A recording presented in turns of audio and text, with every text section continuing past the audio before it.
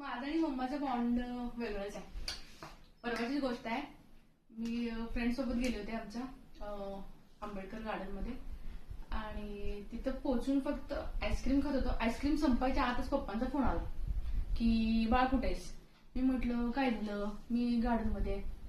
तर आत्ताच्या आता घरी आहे आणि मम्मीला काय तुझ्याशिवाय करमत नाही. मी म्हटलं काय झालं, आणि मम्मी फार चिडली.